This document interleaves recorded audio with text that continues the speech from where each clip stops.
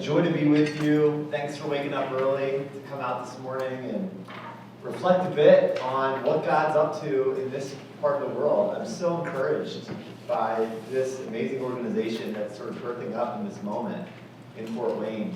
And I'm really excited about it. I love being in Fort Wayne. My wife and I actually had our first date here. I'm born and raised in Lancaster, Pennsylvania, but went to Taylor University. And at Taylor, we had to come up to Fort Wayne to get any semblance of privacy away from all of our colleagues and fellow students on campus. So first date was at the Barnes & Noble in Fort Wayne. And four kids later, praise God for that Barnes & Noble. So grateful to be here. So I want to share with you a story about my older brother. My older brother was the best man at my wedding. He remains the best man that I know. And is someone who exudes love. He always assumes the best. One of the things I appreciate most about my brother is that he celebrates other people's joys as if it were his own. One of the places that I saw this most growing up was on the Special Olympics baseball field. So my older brother has special needs, and I would grow up as a buddy, 6 years older than me, going to Matthew's games and participating with all the kids in Special Olympics. And even there you saw when someone else experienced some level of joy or celebration, it was as if it was Matthew's.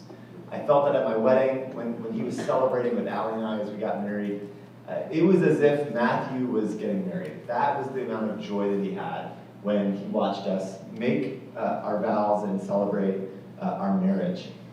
But growing up in a family with special needs, it wasn't always easy. Maybe some of you in the room have had that experience where you have someone in your family or extended family who has special needs, and it comes with certain challenges. I remember realizing early on that my older brother wasn't going to teach me how to drive a car. I remember realizing that my older brother wasn't going to teach me how to shoot, a basketball. And there was some level of difficulty in kind of recognizing some of the limitations that we'd experienced as a family. I remember growing up, I'd see my brother face all sorts of challenges that I didn't. He struggled academically. He would often get bullied at school. The place where it felt the worst for me was on the school bus. I remember riding on the school bus in the morning with my older brother, and he would often talk to himself, and the other kids would mimic him, try and get him to say funny things, try and provoke him to get upset. And I was there watching my older brother, 6 years older than me, experience this sort of pain.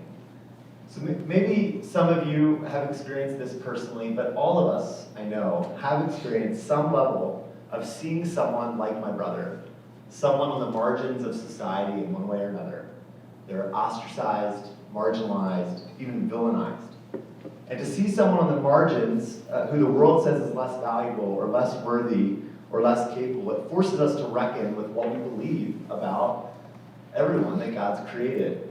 And Matthew, my older brother, forced me to reckon with how Jesus sees our society's most vulnerable and how he gives us, I believe, the perfect example of how to respond.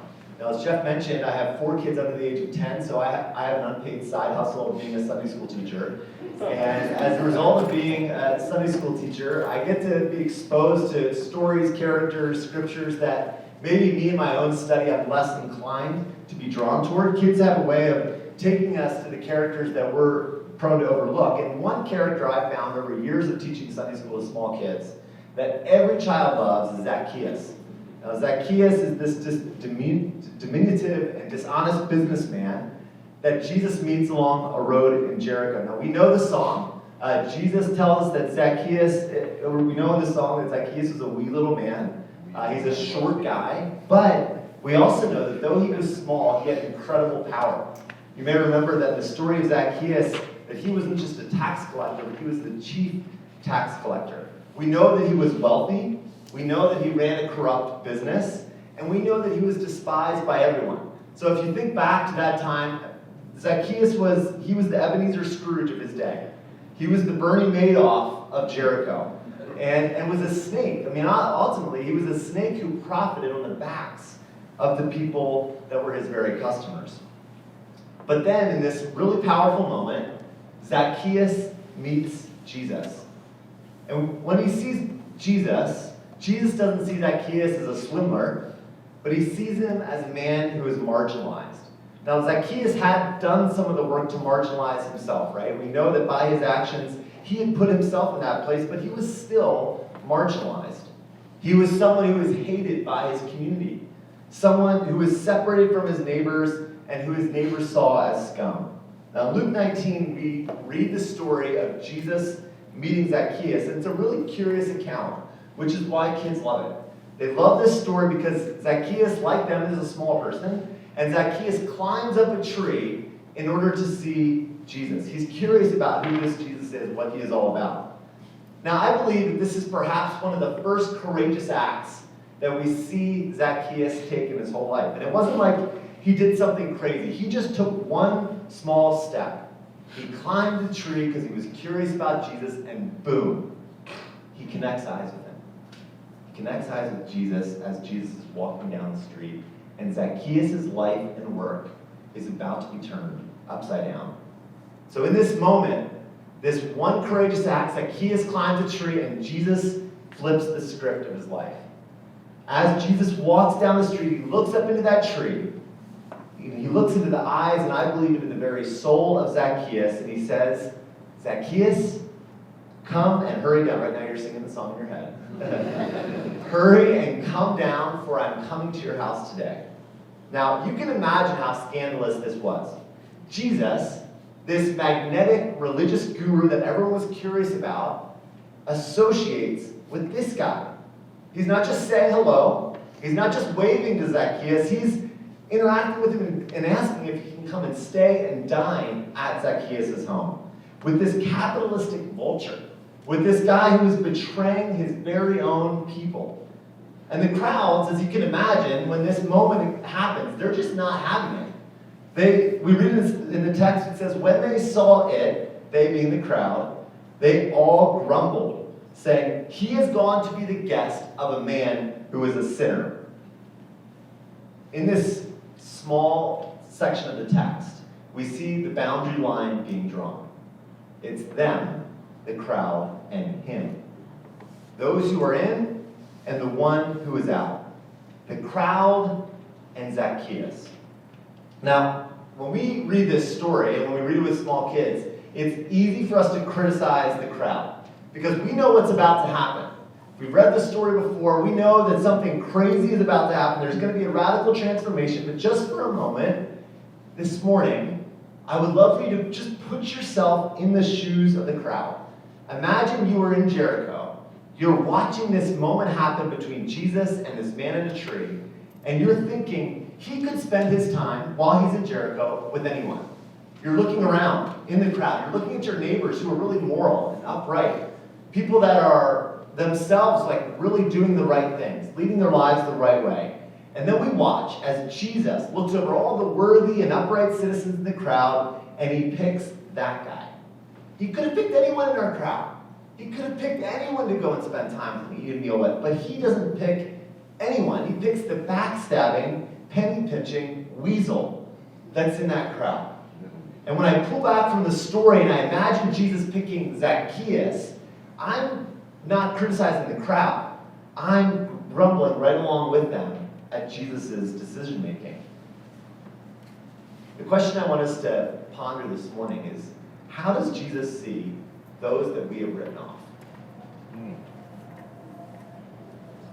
How does Jesus engage those that we feel are beyond hope? I lived in Romania for a few months after graduating from Taylor. I was there in the dead of winter in the former communist city of Galatz. I still don't know if my boss sent me as a promotion or a demotion, but I was in Romania in the dead of winter in 2007. And on my way there and kind of gearing up for spending 3 months there, I had a number of people begin to warn me about a group of people that I should avoid at all costs. Coincidentally, I was walking in this morning with a friend, and we were talking a bit about the Roma people. About a couple of you were involved in a ministry praying for a Roma ministry in Slovakia. But I was warned about this group of people before going to Romania. Chris was told, you have to be careful. The Roma people, they're gonna try and pickpocket you. They're gonna try and take your money. They're people that you should be a little bit nervous about. They live on the outskirts of town, so you won't miss them. They're darker skinned. They're people of Indian descent living throughout Eastern Europe. Just be careful. And if you don't know anything about the Roma people in Eastern Europe, you know that it's a very economically depressed community. people. According to the United Nations data, about 90% of the Roma people living in Eastern Europe live below the national poverty lines in the region. And less than 1/3 of all Roma adults have paid employment. And so when I got to Romania, and I'd heard about this, when I got there, I did begin to look out for the Roma people. As I would go around town, they were hard to miss. The Roma people looked different than many of their neighbors, and their houses were often a little bit more crowded than their neighbors' houses, and I became conscientious when I was in Roma parts of town. I would walk around people on the sidewalks, trying to avoid people that were out on the streets that were Roma, because I'd heard that I didn't be careful, heard that I'm going to hear sob stories about, various, kids out in the streets, like trying to trick me into giving them their money. So if I'm really honest with you this morning, I did look out. I watched out for the Roma people. I avoided making eye contact. I avoided the parts of town where I might run into someone who was standing on the sidewalk asking for money. And it's interesting, I began, even in Romania, not there that long, just 3 months, but I began to draw lines between myself and between them. And I remember this same dynamic on the school bus as a kid. I remember there were all the kids in the school bus, the crowds, and then there was my brother. On the outside looking in, they would provoke him, mimic him, smirk at him, make fun of the boy who didn't fit in. With Jesus, with Zacchaeus, and with the Roma, and with my brother, there are those who are in the crowds, and there are those that the crowds deem unworthy. Those that the crowd said don't have the same dignity as their neighbors. But as we know, Jesus is not interested in the boundaries that we like to draw around those who are in and those who are out. Jesus disregards the social norms. He overlooks the stereotypes, and he sees those our world says are unworthy. He dined with the snake. He became the house guest of Jericho's villain. And nothing has brought me more joy in my own journey than when I've watched people engage with my brother in the same way as Jesus. To see Matthew, my brother, like Jesus saw Zacchaeus. I remember the day that my brother was interviewed for a job at Costco, a company that's doing quite well right now with all that's happening with the coronavirus. But I remember that Matthew was interviewed for a job at Costco, and he was 20 years old, and he didn't have the same abilities as many of the candidates he went up against. But Costco didn't see Matthew as a job candidate with limitations that were insurmountable. They saw him as someone with untapped potential. They saw someone with unique gifts and unique abilities. And so Costco at age 20 offered my older brother a job. Costco was not interested in the labels nor the boundaries that we are so prone to assign to people and to communities. 5 years ago, Hope International staff where I work, we began to recognize we had our own bias toward the Roma people. We began to ask as a staff team, and our staff in Ukraine began to ask, how does Jesus see those that we don't see? How does Jesus see those that we are prone to overlook? One of my colleagues from Ukraine I've gotten to know well over the years is a man named Pasha. And he began to see Jesus' ministry in new ways. And he began to recognize himself among the scoffers in the story of Zacchaeus. He began to question whether Jesus really should be spending time with those people, with those outcasts. And he began recognizing the very real ways that he had been ostracizing the Roman community in the work that he did. He began to question whether Jesus was wanting him to challenge some of the stereotypes that he held. 5 years ago, Pasha wondered if dining with Zacchaeus, like Jesus did, and the way that Costco courted my older brother, a special needs job candidate, he wondered if God might be inviting him and Hope International staff in Ukraine to reach out to the ostracized in their own neighborhood. Some of you are familiar with Hope International, but our mission is really simple. We, as an organization, we invest in the dreams of families in the world's underserved communities as we proclaim and live the gospel. And this is what we've been doing throughout the world for the past 21 years, but we began in Ukraine right after the collapse of the Soviet Union. A church in Pennsylvania and a church in Ukraine collaboratively launched this amazing microfinance ministry to help the vulnerable people of Ukraine to start and expand businesses to support their own families. And over the last 21 years, Hope International has flourished in Ukraine. The microfinance institution that we started 21 years ago is financially sustainable. It's covering all of its operating expenses with revenue from the microfinance loans. We've created jobs throughout the country through thousands of grassroots entrepreneurs. Many of these clients that we've served have come to place their faith in Christ. It's been a really beautiful thing, but over those 21 years, even though we're an organization designed to serve the underserved, Pasha and his colleagues at Hope Ukraine recognized they were overlooking, they were ignoring the most underserved in their country. 5 years ago, Pasha realized that they as an organization were drawing lines where Jesus had not.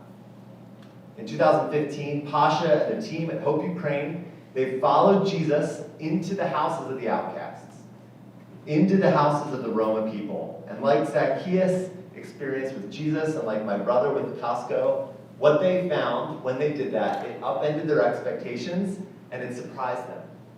How does Jesus see Zacchaeus in that curious story? How does Costco see my brother? How do the Hope Ukraine staff, how are they being called to see the Roma people in their midst? Well, here's what I believe with all my heart. When we see Jesus encounter people, or we allow people to encounter Jesus through us and through our work, this is where the magic happens. We see in the story of Zacchaeus, Jesus sees this man on the margins, and what happens? It's an absolute miracle. We don't know from the text exactly what Jesus said. We don't know exactly what he did. All we know is that it was electric. Here's what we read in the story in Luke 19. And Zacchaeus stood and he said to the Lord, "Behold, Lord, the half of my goods I give to the poor. And if I have defrauded anyone of anything, I restore it fourfold." And then in the most powerful line in the text, Jesus responds this way. He said, "Today, salvation has come to this house, since he is also a son of Abraham. For the Son of Man came to seek and to save the lost." An encounter between an esteemed religious leader and a corrupt business guy results in a spectacular turnabout. Jesus, he is the one who seeks and saves the ones that the crowd has written off. Jesus is the one who seeks and saves those that we say are unworthy. Now, Zacchaeus, all he did was decide to climb that tree. But after that encounter with Jesus, he decides that he's going to follow this man. He's going to follow this guy. And I believe that Zacchaeus was exhausted. I believe that, and this is me reading into the text, but I believe he was tired of being the villain in the neighborhood. He was tired of being the Jericho version of Ebenezer Scrooge. I believe he wanted to rewrite the second half of his story. But what's curious about this encounter with Jesus is that Zacchaeus doesn't leave his profession. He doesn't shutter his business and move and become a street preacher. Instead, he allows this crazy encounter with Jesus to reform the way that he operates his work and business. He realizes that rather than victimizing his customers, he needs to make things right. Rather than swindling his neighbors, the way of Jesus demands he serve his neighbors, standing up for the very people who scoffed at him and scorned him. In my brother's life, this is, of course, a lot different than Zacchaeus's. Matthew is not a powerful businessman. But like Zacchaeus, Matthew was someone whose identity held him back from fully experiencing what God intends for us all. So what are those things? What is it that God intends for us all? To answer these questions, I think we need to go back to the very beginning and see how this played out then in the life of Zacchaeus, in my brother, and in the Roman communities where Hope serves in Ukraine. When God created the world around us, from the plains in Indiana, the lakes, the mountains in Colorado where I'm from, all of the solar systems, when he created all of it, he looked at it and said it was good. But we know that it was only after God created man and woman did he say it was not just good, but very good. Only after all the beauty of the creation, but it was only after man and woman entered the scene that God said his creation was very good. And we know from the original text that that word very is synonymous with exceedingly. So when God looked out and creating man and woman, he didn't just say it was good. It was exceedingly good. And we know that God commanded Adam and Eve to cultivate the garden. This came before sin entered the world, and it was a command not just for Adam and Eve, but for us all. Before sin, God said, I'm going to give you land, figurative land that you're responsible to tend. Maybe some of you are actually farmers in the room, but God has given all of us land, a garden to cultivate. Sin marred the way that Zacchaeus cultivated that garden. Sin has marred the way that my brother is viewed by society. Sin has made that work toilsome, but that does not stop God's design. And that does not stop God's love. So when God creates man and woman, when God created Adam and Eve, he said it's exceedingly good. And the question for us to reckon with is, how does God see you? How does God see you? Do you believe the story of creation? Do you believe that when God created you, when he knit you together in your mother's womb, do you believe that he thinks of you as exceedingly good? Well, here's what we believe as Christians. We believe that God sees us. God sees Zacchaeus. God sees my brother. God sees the Roma people, all of us. We believe no matter our limitations, no matter the mistakes we've made, no matter the size of our bank balances or our weaknesses, we believe that when God saw Adam and Eve and called them very good, exceedingly good, created by him, that the same is true for us today. That God sees us as men and women created in his image, designed exceedingly good. Now, as a kid, what bothered me more than the bullies even were honestly the people who didn't see my brother as created exceedingly good. What bothered me more than people making fun of him on the bus were those who patronized him. Rather than seeing Matthew as someone who had gifts and abilities, they saw him as someone that they defined by his limitations. Rather than engaging him eye to eye as peer, they would engage him hand to head, pitying him, not seeing him like Jesus saw Zacchaeus. But in this really funny encounter, Costco saw an opportunity to take a risk on someone like my brother. They saw beyond the boundaries that many had drawn around him, and they saw someone with special opportunity, someone that could add something unique to their organization. 20 years ago, my brother Matthew accepted that job offer from Costco, and he joined the team at Costco in Lancaster County, Pennsylvania. And over the last 20 years, he has worked through blizzards, he has worked through the humid summers of Pennsylvania. He started pushing carts in the Costco parking lot, and then since has been promoted to an assistant cashier at Costco. But he has become a virtual celebrity in that community. Matthew is someone who literally everybody knows. He never forgets a face, and whenever we go out to eat any restaurant, at any restaurant in town, the restaurant owners always come out and say hello to him because every restaurant owner shops at Costco, so he is known every place we go. Recently, Matthew had an appointment with the family doctor, and so Matthew went in with my mom to the doctor just to get a checkup. And the doctor is taking his blood pressure and seeing how he's doing. And then Matthew interrupts her and he's like, Doctor, I just want to let you know that huge chocolate sheet cake that you love so much, we discontinued selling that. And my mom is like, she looks at the doctor and the doctor's like, oh, he knows everything that I've ever bought at Costco. She's like, Matthew, we do love that chocolate sheet cake, and I'm sorry to hear that Costco discontinued it. He's like, don't worry. He interjects, he's like, we have small chocolate sheet cakes, so you can get a couple of those as opposed to the one large one. She's like, well, that's great, that's a good solution. So I'm really glad to hear that. But what Matthew has found at Costco isn't just a job. What he's found is this community with his coworkers and with the customers that he loves. The guys at the tire shop, they let him park his bicycle in the tire shop and they tune his bike for free. He's been invited to coworkers' birthday parties, coworkers' baby showers. He's been celebrated for his various anniversaries and birthdays at the shop. He's even, over the course of his 20 years that of working there, he's grown to love Costco so much that he bought a house that shares a property border with Costco. So he can wake up and walk out his back door, walk directly into the job, or ride his bike there. So it's been this incredibly beautiful journey that he's taken with Costco over the course of the last 20 years. At Costco, Matthew's been brought into community and able to use his God-given gifts and abilities to serve his coworkers and serve his neighbors. And Matthew's experience at Costco has been mirrored in Ukraine as well. The Roma people, who were once labeled and ostracized as thieves and vagrants, are now friends who have been invited to join the Hope International community. So I believe God has laid out three things when he created us, when he created men and women, 3 things that are foundational to what it means to be human. 3 things. Number 1, I believe that the first thing is a relationship with him, the Creator, a relationship with Jesus. God desires a relationship with us to make right what has been broken. We see it in this beautiful encounter between Jesus and Zacchaeus.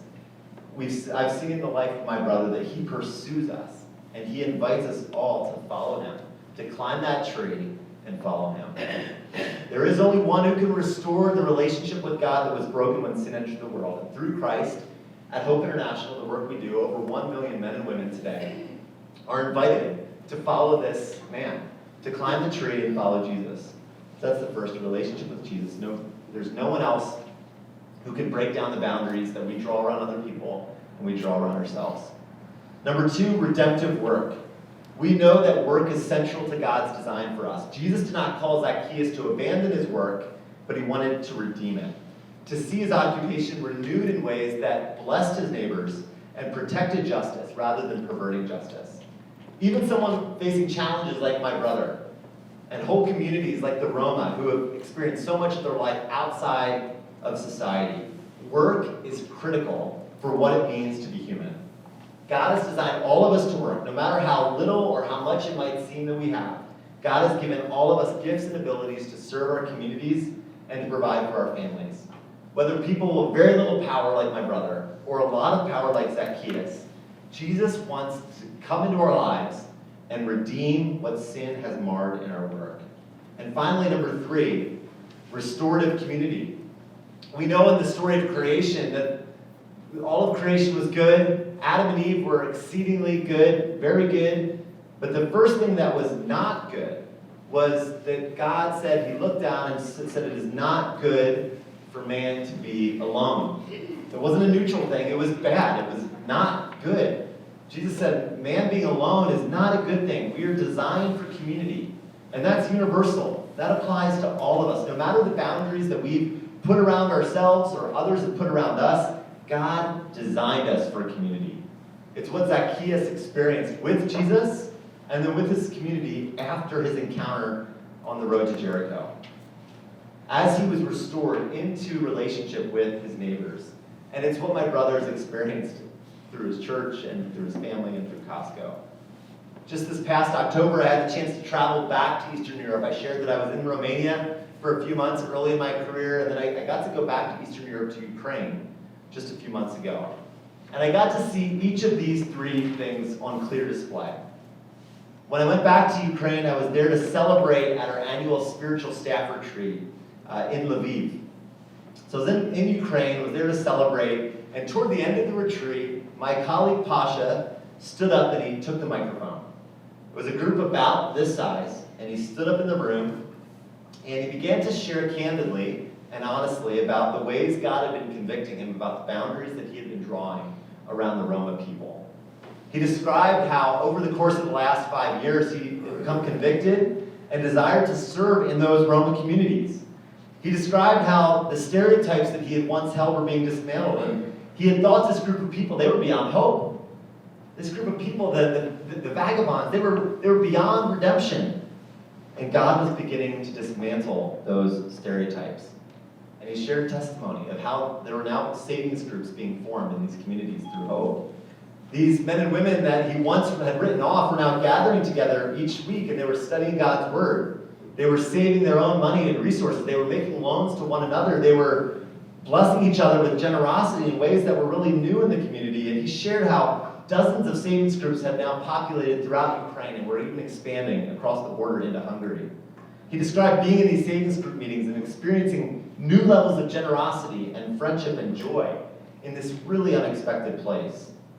And then, in the most powerful moment of the retreat, he flipped the script, and he invited people that were in those Roma savings groups to actually come and lead the entire Hope Ukraine staff in worship. Now, if you put yourself in that room, the Roma people have been ostracized and marginalized for generations. They look different than their Ukrainian friends. They have darker skin, isolated sort of enclaves of populations throughout the region. but he invited them to lead these leaders from these Roma savings groups to lead us all in worship. And the first member of the Roma community got to the microphone. Several of them got up and began to share. And the first individual got up and just began to share about how God had blessed him through the savings group ministry and how encouraged they were through the savings group that Hope Ukraine had formed in their neighborhood. But as he was sharing, before leading us in song, he stopped. And I wrote down the exact quote as it was translated to me. He stopped right before leading in worship and he said, I could never previously have been imagined being invited to lead this retreat. He said, we feel like equals with you. We feel like family. And then they led us in song. In this powerful moment, boundary breaking, undoing stereotypes, and building bridges between these two communities that have been so distant from each other. Relationship with Jesus, redemptive work, restorative community. These, I believe, and we believe at Hope, are the three things that are foundational to what it means to be human. We see these three things in this electric counter with Zacchaeus. I've seen it through a company that's known more for its mayonnaise and vats of sparkling water than it is for how it treats and loves people, but I've seen it at Costco. We've seen it in the lives of Roma men and women throughout Eastern Europe. And I believe what's true for the Roma way off in Ukraine, and what's true for my brother, and what's true for Zacchaeus, it's true for you, and it's true for me. So some of you might be coming in this morning, and you may be feeling a bit like Zacchaeus, a bit ostracized, marginalized. For whatever reason, you feel separated from the crowds. Or maybe you feel like the angry crowd this morning. You're watching who Jesus is choosing to associate with, and you just don't like it. Maybe this morning you're someone who feels written off.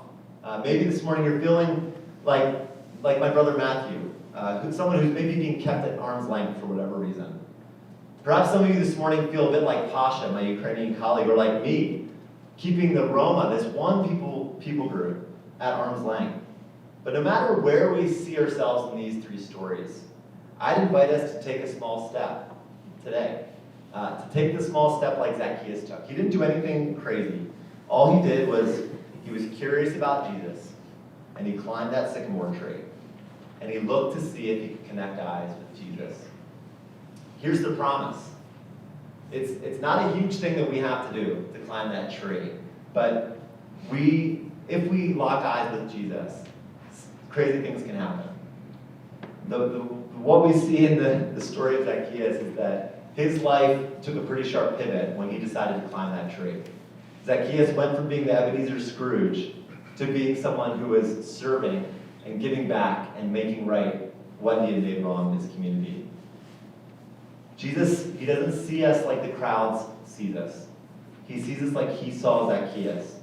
So if we take that step, if we lock eyes with Jesus, we will begin to see our neighbors as Jesus sees us. We will be able to see beyond the boundaries and beyond those barriers that we like to draw between ourselves. And we will begin to have hope, I believe, for those that we have written off. We'll see opportunity where the world sees limitation. Zacchaeus didn't do anything dramatic, but he climbed a tree and he looked for Jesus. And I hope and pray that this morning we can all take that small step. Thank you.